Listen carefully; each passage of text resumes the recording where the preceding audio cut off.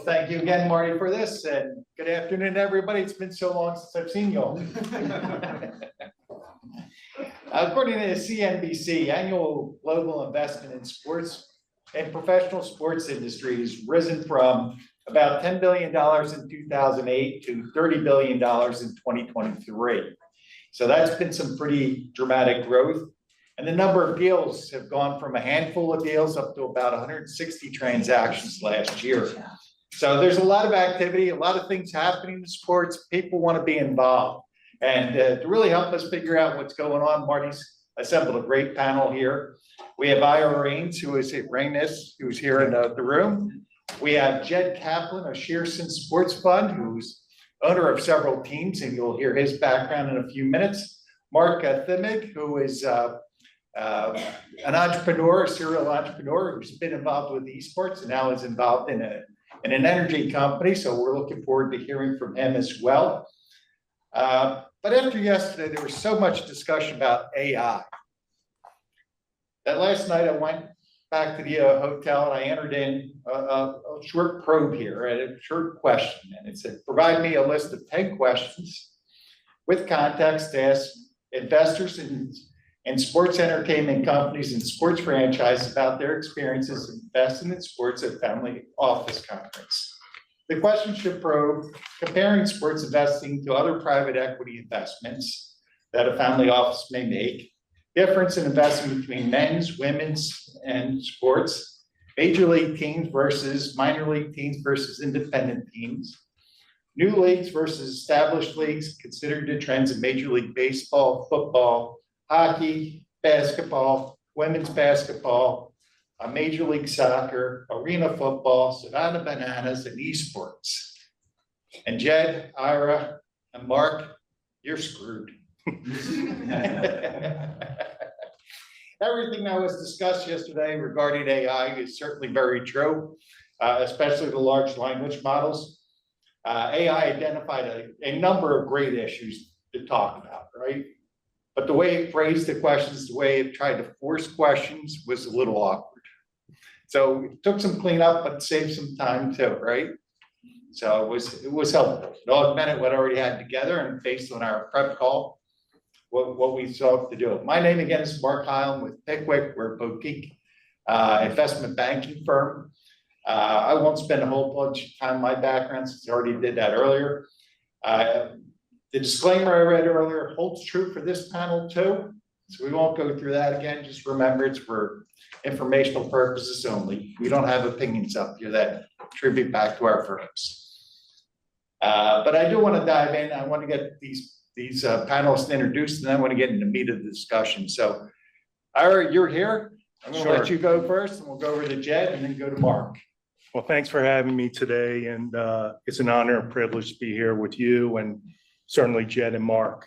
So my background is I've been a player agent the majority of my career in Major League Baseball and the NFL, and you're definitely right about something is player agents did get screwed. So the formula of being an agent it isn't profitable any longer, and that model doesn't exist. But what does exist right now is focusing on the NCAA and college athletes. So being a player agent today in regard to college athletes is definitely more profitable than dealing with pro athletes. So by example, next year, probably every quarterback in the SEC will make more money than Brock Purdy. So think about that for a second. These college players are going to make more money than pros. Now I'll get into the landscape of college athletics and how this relates to private equity a little bit later. Fantastic. Good way to tee up the conversation. Jed, why don't you give us a little background on your what you've done at Shearson? So can everybody hear me? Can you hear me clear enough? Hear you great. All right, great. I want to thank everybody and thank you for asking me to attend. Right now, I'm the managing partner of the Shearson Sports Opportunity Fund. I have extensive sports ownership and management experience. I'm currently personally an owner in NBA team, a WNBA team, in a European soccer team, Leeds United. You could see some of the jerseys behind me. That's the WNBA, the Dallas Wings, and then the Memphis Grizzlies. I've also owned and started USL teams in America. That's soccer, the second tier. I've owned MLS teams. So I have extensive experience on the investment side. Great. Well, thank you very much for that. Mark, will you kick in a little bit and talk about what you're doing right now and sort of clue everybody in, and then also talk about your esports days as well? Thank you, Mark. Yes. Right now I'm in the process of, I'm a founder of a very interesting company that combines the assets of oil and gas. We've got over 2,900 wells, 575 miles of gas pipeline, and 42 compression stations that will power a Bitcoin and data center, modular data center operation. I thought the previous panel was quite interesting because we have off-grid power sufficient to run both a massive data center operation, modular that is, as well as the Bitcoin mining opportunity. So we're in the process of developing that company. It's called Eco Power Crypto, and you can go find it on the web by that as well, Eco Power Crypto. Love to talk to anybody who has an interest. There are lots of ways in which we can collaborate, but we love the consistency of oil and gas revenue that allows us to sustain our Bitcoin holdings and enjoy the appreciation that comes from that, and enjoy the cash flow from day one. So it's a really exciting opportunity, a great investment opportunity. So that's something I'm focused on now. But going back to my esports days, I had founded an esports company. We became the worldwide partner for Reuters. We had over 95 reporters around the world who were reporting on the latest things that were happening in esports on a daily basis. We also built out a really exciting show called the Gamer Hour, where we had athletes from all different venues who came on the show that we filmed in New York at Reuters Studio, and they were in gaming competitions, and it was a really successful, exciting show. But gave me a great opportunity to experience gaming, which was certainly took off in a bigger way during COVID, but it has since devolved, and there's a lot of different aspects of it now today, and it's a different model for investing today than it was a few years ago. So thank you for the opportunity, Mark, to introduce myself. Great. I'm hoping we get into a nice conversation about that. And I want to really kick this off by talking about, traditionally when family offices think about private equity, they're looking for 20-25% IRRs. And I guess what I'd ask, particularly of Jed and also Ira, is how do sports franchise investments compare in total return? Good job. Jed? So historically, sports investments have exceeded the equity markets. Just to give you a perspective in terms of size, if you took all of the major league teams in the United States, and we'll say all 5 leagues, I'm including MLS, that's equals less than 1% of the valuation of the whole equity market. So that's how small the market is. And like you said, there's been a major increase in investments that have come in, especially on the private equity side. And that's affected valuations dramatically. If I look at what I've done on the NBA and what I've done on NBA Development League, that's really where I cut my teeth. Those returns have been anywhere from 32% annualized Right now on the NBA, we're looking at close to 100% annualized. So, yeah, the returns are there, but there's a lot of minefields. You have to know what you're looking at. Like you mentioned earlier, major league versus minor leagues. You have to really know what you're doing. I've done very well on the major league level. I've done very well on the minor leagues, but strictly the ones that have performed the best are the ones that were under the NBA umbrella, like the NBA Development League, which is now called the G League. You also, your AI had a question about women versus men. Women's sports is very hot right now. You have the whole Caitlin Clark effect that's gone on in the WNBA. Those valuations have gone up in 3 years when we started looking at it. 2 years, we were really putting bids into teams.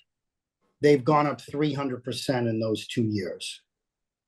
And there's still more to come. The league has just signed a long-term deal. You're going to see some teams' revenues go up 300-400%. And I think the valuations are going to go with it. We own a piece of the Dallas Wings. And the beauty is we have a right of first refusal.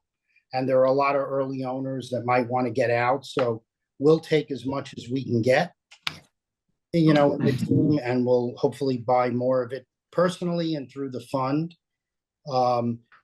In terms of women's sports for soccer, you have the NWSL. I've seen those valuations in 6 years go from 5 million to 100. But the revenue model and income model isn't there yet in that league. So we've stayed away from that. Again, you really have to know what you're buying. They're not just trophy properties anymore. Sure. Ira, do you have anything to add? Well, Jack can cover everything regarding, pro teams and Sure. minor league teams. There's no one better than him. What we talked about prior is in 2025, what's probably the outlook regarding private equity in sports. And without a doubt, it's going to be college sports. And if people aren't aware, about 6 months ago, the NCAA settled a class action lawsuit for $2.8 billion with athletes over the last 10 years. Now, what does that mean? That means the universities are going to be on the hook over the next 10 years for about $25 to $30 million a program a year. The majority of these universities are in the red. So what's going to happen? Who's going to bail them out? It's going to be private equity. And you're already seeing these funds coming in and start looking to literally potentially buy a college football program or a college basketball program. Now, it's already going on in Florida State. So the ex-quarterback Weatherford and his private equity group with Redbird put a group together, and they're looking to help Florida State exit the ACC for around $140 million. They're also going to universities and other private equity groups to see what it will cost for them to have a position at the university in their college programs. Now, how's that deal going to work? I don't know. Is private equity going to be a passive investor? I doubt it. Is private equity going to want to have influence over the program? Potentially. And then where's the line going to be drawn between public institutions and deals with private equity? So I've received calls probably the last couple of months from certain groups that were looking to invest in certain universities. And they were asking how to go about doing it. Well, right now, it's not completely clear, but over the next 6 months, you're going to see a couple of these deals get done, and then that will be a framework for potentially at least half of the universities doing deals with private equity. Absolutely. I mean, that is, going to be one of the most interesting things that happen in 2025, 2026. And name, image, and likeness has certainly changed the whole landscape for agents and things along those lines. Yeah, so if you don't know what name, image, and likeness, it means players can get paid now. And if anyone heard last week, there was a big story about the best quarterback in the country that signed with LSU, got paid $10 million. And then last week, the University of Michigan paid him $12 million to transfer. But who paid that money? It was Larry Ellison from Oracle, and it was Dave Portnoy from Barstool. Now, these two guys just decided, without going to the university, they had their blessing. They picked up the phone. Larry Ellison, I think, went to Illinois. He didn't even go to Michigan, but I believe his wife did. So the two of them picked up the phone, called the college quarterback and the parents, and they did that deal. Well, you're going to start seeing private equity doing deals in large groups, whether they invest in player agents or they invest in the universities. They're going to wind up pretty much controlling the landscape financially in college sports. And if anyone has any interest in investing in a university, come see me afterwards. Hey, Mark, I want to throw this one out to you because you saw the esports when it was, at its peak and now what it is today. So maybe talk about what the model was in esports and what it has evolved to today. Well, yeah, there've been a lot of developments in esports. We certainly see that with respect to how do you make money in this industry, that has been an evolving topic. We see tokenization coming in. We see the most successful gaming companies certainly have been the larger ones like Blizzard and others, Tencent. And they have developed an incredible ecosystem of gaming tokens, of ways in which players are purchasing different character add-ons and things of that nature. And that's really powered both the game as well as kept a lot of people interested because these characters can continually be modified, built on. Obviously, there are many different games right now, and people have a tendency to move around in these games whenever a new game is announced as well. It's also been a bit of a challenge because, VR has been projected to really come on in a bigger way for quite some time. And it's just been a slower adoption from what people expected. And so I think ultimately VR is going to be a much more interesting proposition. There's quality, there's pricing, there's other factors that are sort of keeping that from becoming a full-blown opportunity for more people, as well as just different game development that can work in that space. So we're seeing, sort of different emerging developments in gaming as well with AI now, because AI now is being used by some of the earlier startup and smaller organizations in particular that are trying to compete with the bigger boys and do it because the cost of developing the game is astronomical. So if AI can bring down the cost and create a much faster ramp to a game preview, which is where you really get the funding for a game, I think that also will be a very, very interesting in terms of how investors may want to look at getting involved in esports and gaming. That's great. Jed, I'm going to flip back to Hey, you. Mark, I have a question. Sure. The question's for Ira. So I was just to buttress your argument. In last year, 40 million people watched NCAA football versus 18 million watching pro football. Yeah. The NCAA championship game had 25 million viewers, where the highest ranked NBA finals game had 22 million viewers. So The Big Ten right now, their contract is worth $8 billion, the Big Ten. That's more than the PGA's contract, and it's more than the European football. and would you see something like Saudis coming in maybe to even back some of these sports? Well, Would you buy? regarding esports and the pro teams and the minor league teams, Jed and Mark can cover that. Now, regarding colleges, think about what issues could come about regarding that sort of fund investing in university. I don't know. Well, I mean, they already fund endowment seats, right? The lawyer in me knows there are going to be there are a million different issues, and there are a lot of antitrust lawsuits that are coming down the pike. You're even going to see Title IX come into play about, well, how's this going to work if private equity really wants to invest just in college football or college basketball, and then they come in and invest in the program, what are they going to do? They're going to cut costs, right? They're going to. That's for PE, not necessarily the Saudis. Okay, the Saudis I can't answer. I have no idea about that. But private equity will come in and cut costs. Now, who's going to pay the price for that? Probably non-revenue sports, correct? Private equity doesn't really care. They care about getting a return on their money. So there are going to be a lot of public policy concerns, especially for state institutions. Now, what happens if something goes wrong? Private equity comes in, they invest in a program. The program continues to bleed money. Well, who's going to bail out the public university? Taxpayers, probably. So there are going to be a lot of issues, but watch in April where this decision's either going to get passed, the antitrust suit's going to get approved, or it's not.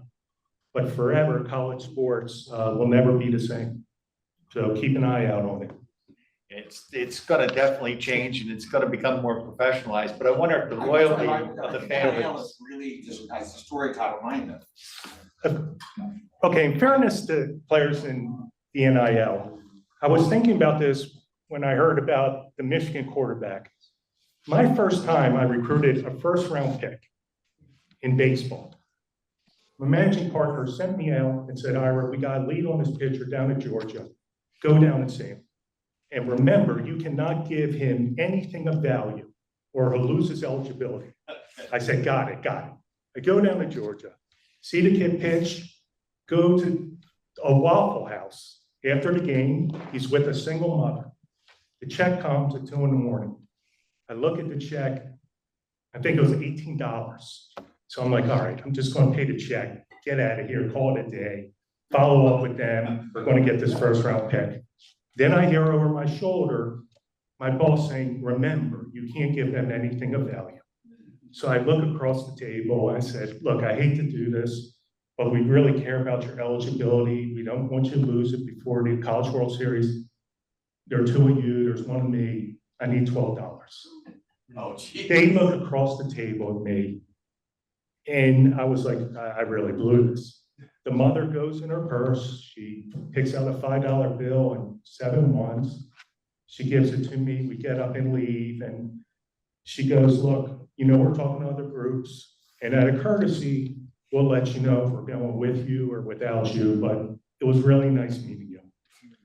I get on the flight, go back, go in the office, they go, well, how'd it go? I said, well, you know these things, you never really know. The phone rings an hour later, it's the mother.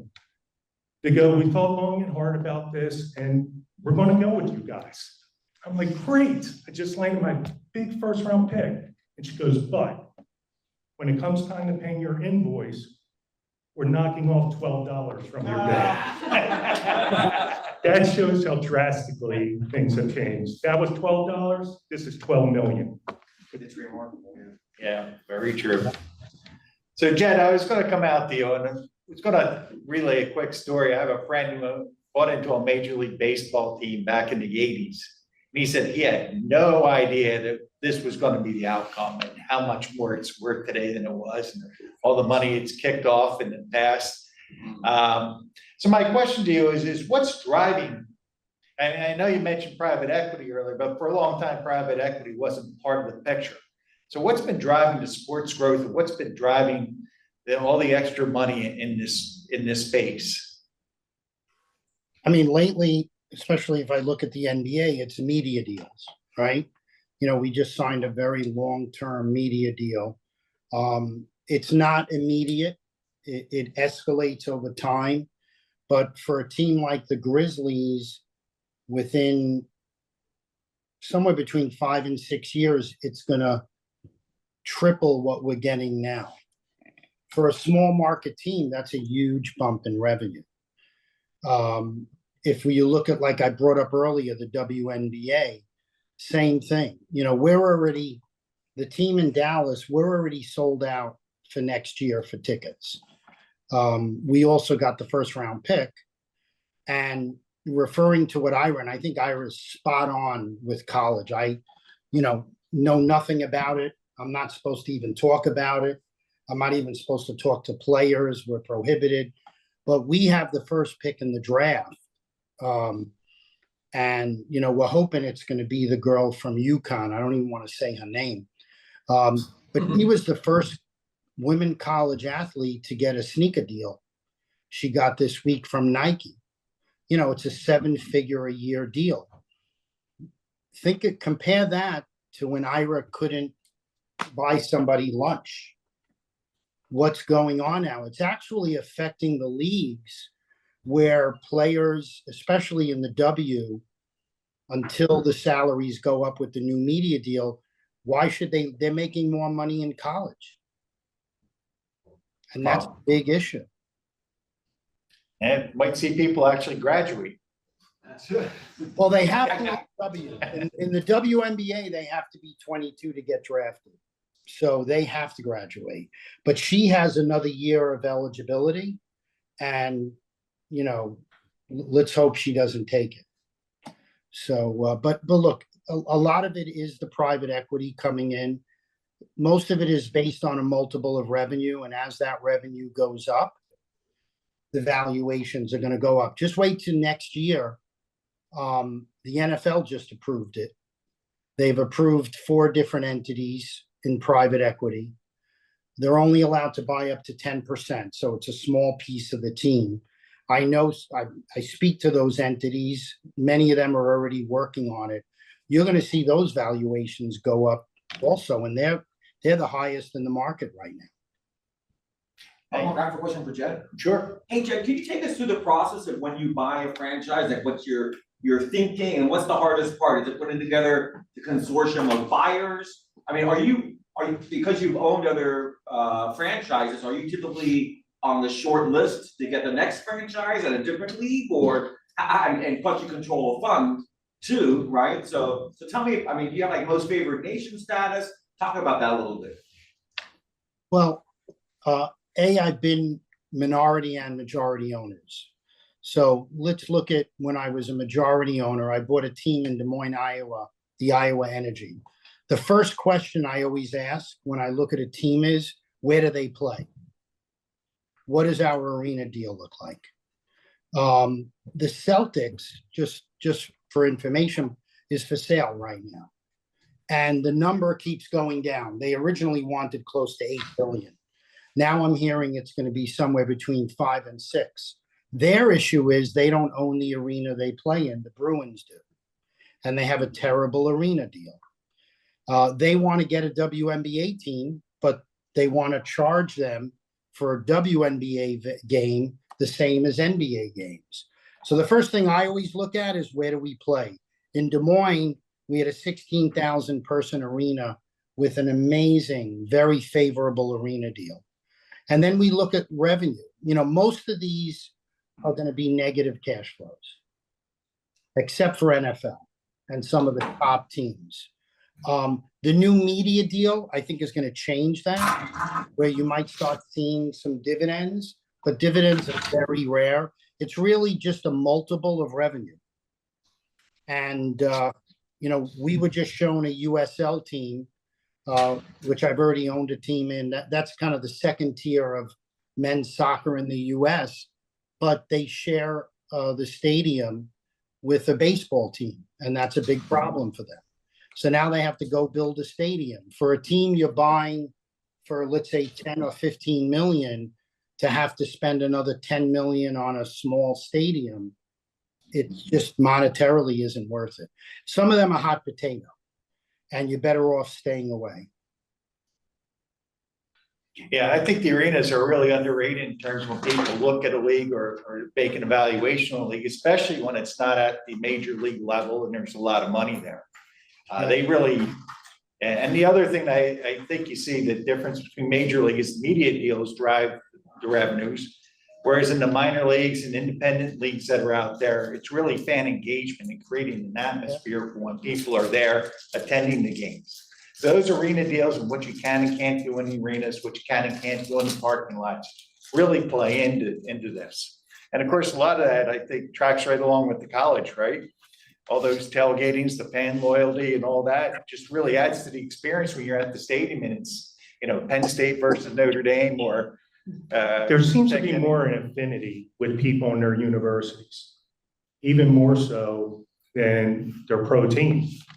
And that's why you see a guy like David Portnoy invest that drop of a dime on getting a quarterback. And like I said, Larry Ellison from Oracle, his wife went there and he did the deal blink of an eye.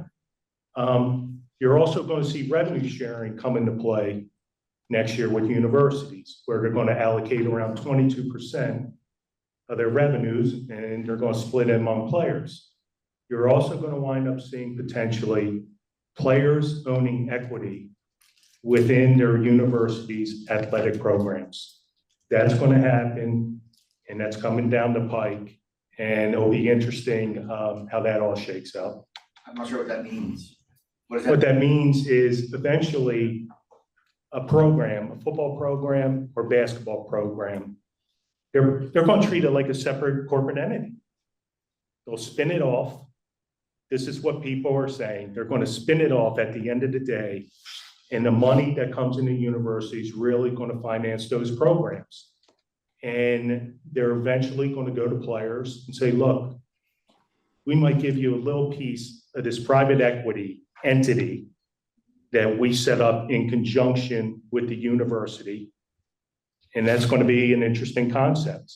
It might be hard to believe, but I'm telling you, it's going to happen. It might not happen next year. It will happen in 2026 or 2027. That's a good question. There are going to be a lot of hard decisions that universities are going to have to. For instance, in this settlement, the Power Five, the NCAA that 2.8 billion is paying 41% of it. The Power Five conferences are paying 24% of it. The other small conferences, 15%, and programs that don't even have football have to pay 11%. Now, these universities don't even have a football program, and they're being asked to pay 11% of this settlement. There are going to be a lot of hard choices that universities are going to have to make. So Stefan Fatsis wrote an article, he's like an old classmate, he's written books and Sports Illustrated, et cetera. And he said that all the major college football associations now have alumni-funded NIL programs.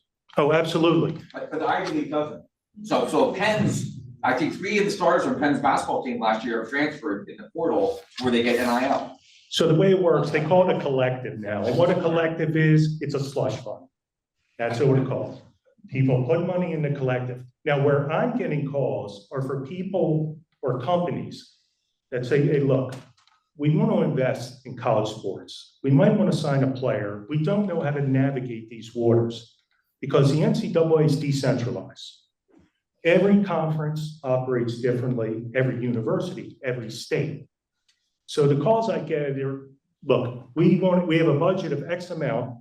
We want to invest in college sports, sponsorship with the team, potentially with a player, not necessarily with one university. How do we do that? And it's a very complicated process. Now, people like Portnoy and Ellison decided, forget the collective. We're going to go right to the player. So you're going to see companies and people not put money into slush fund / collective and call people up and try to structure deals themselves for return on investment. Because at the end of the day, that's what everyone's looking for. The NCAA had it great for years. They had boosters. Their only return on investment they were interested in was winning. But now it's a whole different ballgame, no pun intended. And their money's a lot smaller. How would Ellison look to get money out of that? I think he made his wife very happy. They're not. He's not going to get a return on his investment, except Michigan winning. Yeah. No, that was an infinity investment. I mean, Portnoy, you should watch him on YouTube. He specifically said, we won the national title last year. We're not winning this year. I'm getting the best high school quarterback. Is there any return at all on the NIL funds, or is it just pure? Well, that's a great question. So agents started jumping into NIL. And I got a bunch of calls that said, hey, look, we're starting our own agency. We're going to invest in college players and we're going to do it the right way. I said, you're going to lose your ass. And they go, why? I said, players don't like paying agent fees. Let's start there. And I said, secondly, you're going to play this player X amount of dollars looking to get a return on their off the field contracts and their marketing agreements. And I can tell you 9 times out of 10, that never happens. So people do want a return on their NIL deal. Whether they get it or not, that's a different story. It'll be interesting to watch. I wonder if they're going to structure that against future earnings of the player. Well, I'm interested, since Jed's a pro team owner, how does this make a difference with kids staying in You school? just gave him a headache. I want you to know that. He threw out this. Yeah, Oh my God, don't ask I me mean, that. they're going to go to Jed and say, look, I'm making this money in college. You got to pay me twice the amount in the pros. Jed, what are your thoughts? I don't even know where to start. You know, it sounds like it has been the Wild West, right?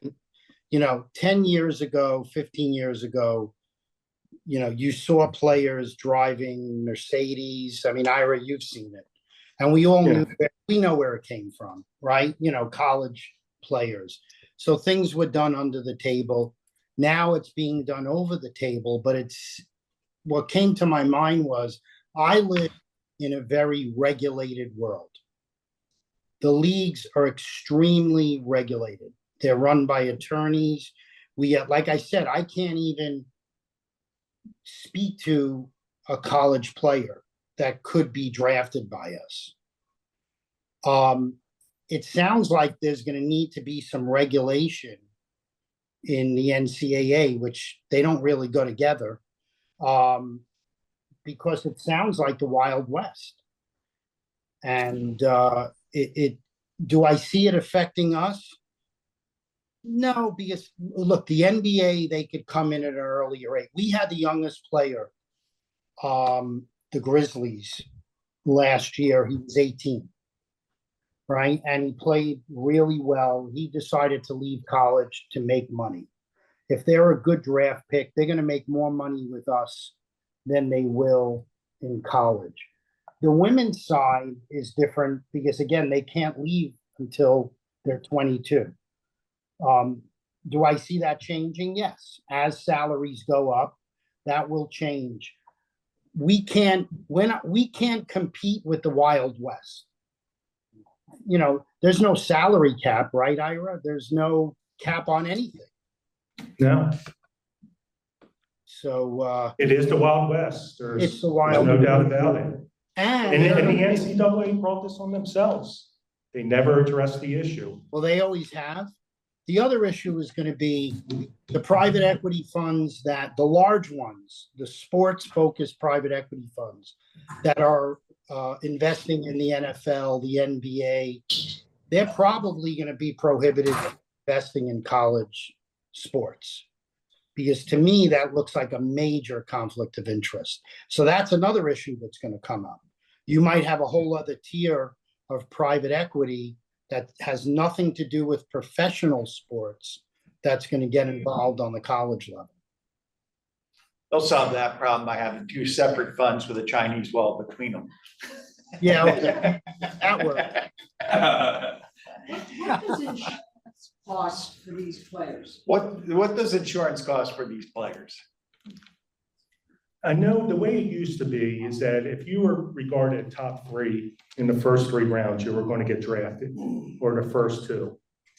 You were able to take out insurance policies against getting hurt. How it works now, I'm not quite sure. That's a good question, but Are there performance measures in NIL agreements? well, there are clauses, if you're a company and you sign a deal with a player, they have a clawback, usually a lot of them. These guys might transfer and put themselves in the portal. As a lawyer, there are a lot of cases that are going down that the kid didn't know what he was signing. You know, his capacity to sign a contract at 18 or whatever. And I can tell you in a lot of these relationships and marketing and endorsement with players, something goes wrong. And when something goes wrong and a player doesn't get paid, there's a lot of finger pointing going on. So as Jed said, this is unregulated. It's the Wild West. No one knows how it's going to shake out. And we're in uncharted territory. Well, with that, I think Marty's got the hook out here. And I have so much more to know. There's so much to cover in this space. There's a lot. We can continue this And, discussion all so I think night. we're gonna cover some of this in our podcast, and maybe we'll get Ira to be on a podcast and go through. We're being in Philadelphia, but we'll have to get him somehow. But anyway, Jen, thanks so much, Mark, guys. Great thank you. Appreciate it. Ira, Thanks, thank